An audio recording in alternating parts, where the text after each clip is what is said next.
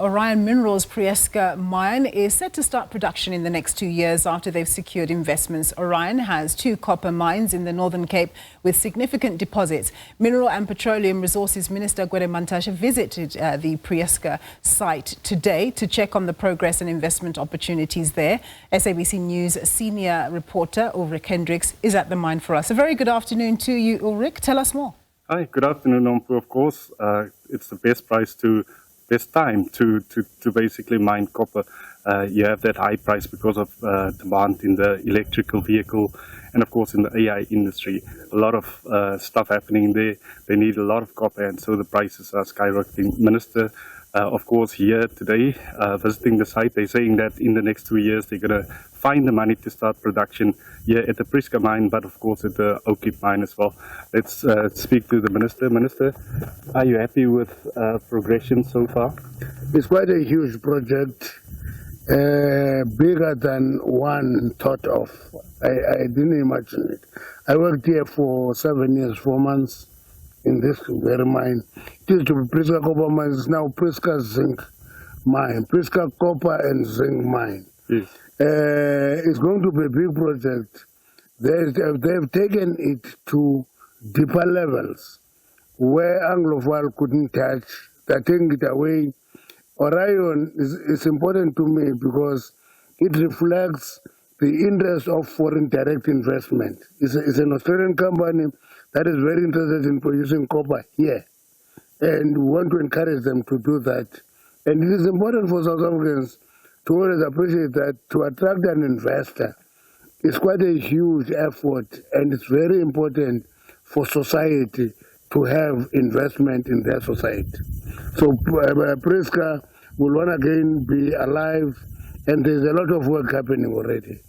That's a 1.2 billion initial investment. They're looking at 7 billion along the line. But what we've seen so far in new mines or reopened mines within the Northern Cape, that that expanded economic development as a result of a mine opening is no longer there. No, mines are opened in the Northern Cape. If there's one area where new mines are opened, that is in the Northern Cape and in the collieries. They open a lot of new mines. A lot of new mines in the platinum group metals, many new mines in the gold. But the Northern Cape is a growth point. We have identified 3 provinces as growth point for mining in South Africa. It's the Northern Cape, it's the Northwest, and Limpopo. That valley is going to be the growth point for Southern mining, and mining is going to grow.